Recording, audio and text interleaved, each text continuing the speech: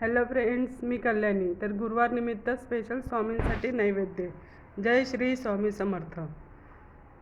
तर त्यांच्यासाठी खीर, पुरी, भात, छोलेची भाजी, पापड असा कालचा बेत.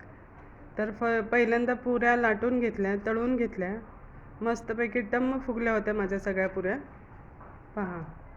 नंतर त्याच तेलामध्ये थोडेसे फ्राईम्स पण तळून घेतले, थोडेसे पापड तळले. नंतर त्याच पातेल्यामध्ये तेल,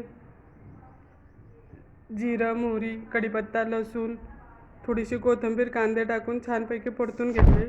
टोमॅटो, आलं लसणाची पेस्ट टाकून पुन्हा एकदा परतले. नंतर सर्व मसाले टाकले, धने जिरे पावडर, गरम मसाला, तिखट, हळद, मीठ टाकून पुन्हा एकदा थोडंसं पाणी टाकून छान हे करून घेतले, वाफवून घेतले. आणि मग नंतर त्या वाफवलेल्या मसाल्यामध्ये छोले टाकून परतून थोडीशी कोथिंबीर टाकून मंद गॅसवरती एक 5 ते 7 मिनटं शिजवून घेतली. तोपर्यंत वरणाला सुद्धा फोडणी घातली. मस्तपैकी वरण झाल्यानंतर शेवयाची खीर करून घेतली.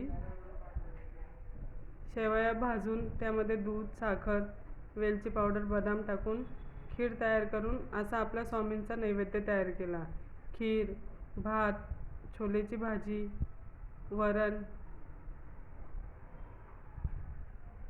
आणि पापड आणि फ्राईड्स. तर तुम्हाला कसं वाटलं नक्की सांगा. Shri Swami Samarth. Thanks for watching. Like करा, शेअर करा.